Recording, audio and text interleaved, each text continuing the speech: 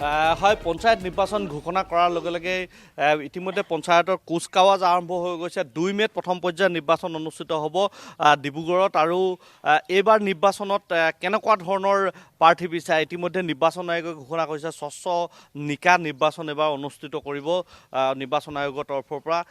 কেনেকুৱা ধৰণৰ প্ৰাৰ্থী বিচাৰে আৰু যিহেতু এইবাৰ ৱাৰ্ড মেম্বাৰ যি হ'ব, মেম্বাৰৰ প্ৰতীক চিহ্ন নাথাকিব, ৰাইজক এটা সুবিধা প্ৰদান কৰা হৈছে নিজৰ পচন্দৰ প্ৰাৰ্থীক নিৰ্বাচিত কৰাৰ বাবে। হয় হয়, এইবাৰ বহুত দিনৰ বিৰতিৰ মূৰত পঞ্চায়তৰ ঘোষণা হ'ল যোৱাকালি।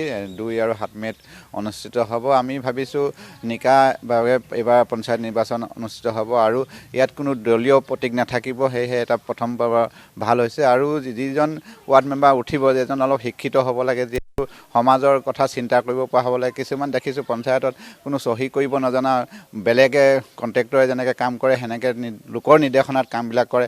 যাতে তেওঁ নিজে উচিত বিবেচনা কৰিব পৰা এজন ব্যক্তি হ'লে মানে ভাল বুলি আমি ভাবিছোঁ।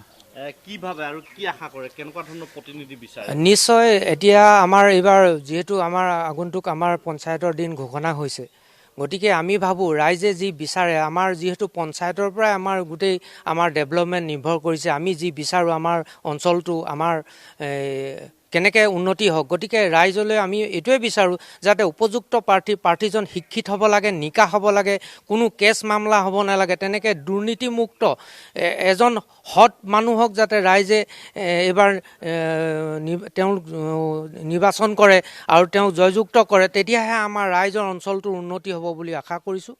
পূৰ্বতে সভাপতি, পঞ্চায়ত সভাপতিয়ে পোনপটীয়াকৈ প্ৰতিদ্বন্দ্বিতা আগবাঢ়িছিলে। এইবাৰ কিন্তু নিৰ্বাচিত যিসকল ৱাৰ্ড মেম্বাৰ আছে তাৰ পৰা এজনক সভাপতি নিৰ্বাচিত কৰিব। নিশ্চয় নিশ্চয় চৰকাৰলৈ ধন্যবাদ জনাইছোঁ। যিহেতু ৰাইজে এজন কোনো দলৰ নিৰ্বাচিত কথা নাই, এতিয়া কোনো চিম্বল নাই, গতিকে ৰাইজে এইবাৰ সুযোগ পাইছে। গতিকে একদম এজন নিকা ব্যক্তিক, এইবাৰ উপযুক্ত এজন নিকা ব্যক্তিক ৰাইজে আমাৰ পঞ্চায়তত আমাৰ উপযুক্ত কৰি তেওঁক সভাপতিয়ে হওক যিয়ে নহওক তেওঁ নিৰ্বাচিত কৰিব পাৰিব। গতিকে ৰাইজলৈ অনুৰোধ জনাইছোঁ এই সুযোগটো যাতে ৰাইজে এইবাৰ লয় আৰু অঞ্চলৰ যাতে উন্নয়নত সঁহাৰি জনায়, তাৰ কাৰণে মই অনুৰোধ জনাইছোঁ। আপুনি কেনেকুৱা ধৰণৰ প্ৰাৰ্থী বিচাৰে, কেনেকুৱা হ'ব লাগে বুলি প্ৰতিনিধিত্ব কৰা প্ৰাৰ্থী? ধন্যবাদ। মই এজন নিকা ভাল প্ৰাৰ্থী হিচাপে আমি বিবেচনা কৰোঁ। কি ক'ব, পঞ্চায়তী ৰাজখন সংশোধন কৰা হৈছে, পঞ্চায়তলৈ যথেষ্ট পূৰ্বতকৈ ধন আহিব, আঞ্চলিক পঞ্চায়তক শক্তিশালী কৰা হৈছে, জিলা পৰিষদৰ পৰিৱৰ্তে হাট বজাৰ আদি আঞ্চলিক পঞ্চায়তে এতিয়াৰ পৰা টেণ্ডাৰ কৰিব পাৰে। বহুত পঞ্চায়তী ৰাজ যিখন আইন সলনি কৰা হৈছে, সংশোধনত বহুত দিয়া হৈছে। কেনেকুৱা ধৰণৰ প্ৰাৰ্থী বিচাৰিব? এইটো যিটো এতিয়া বৰ্তমান চৰকাৰে কৰিবলৈ গৈছে, সেইটো বহুত মানে গণতান্ত্ৰিক প্ৰক্ৰিয়াটো আৰু সুস্থ হ'ব বুলি ভাবিছোঁ।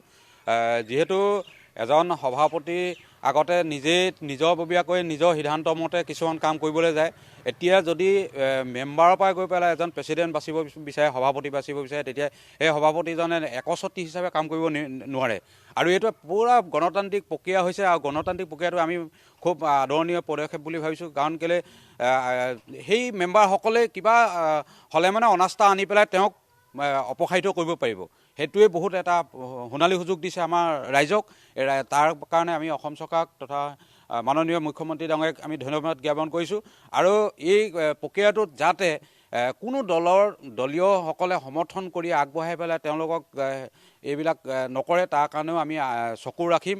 কাৰণ কেলৈ কোনোবা এটা হয়তো কংগ্ৰেছৰ প্ৰাৰ্থী হ'লে মানে কংগ্ৰেছৰ সমৰ্থিত প্ৰাৰ্থী হ'লে তেওঁ কংগ্ৰেছৰ হৈ এটা লবিয়ত গুচি যাব পাৰে, বা বিজেপিৰ হ'লে বিজেপিৰ লবিয়ত গুচি যাব পাৰে। গতিকে সেইবিলাকো ৰাইজে সচেতন হৈ চাব লাগিব। গতিকে আপোনাক ধন্যবাদ জনাইছোঁ।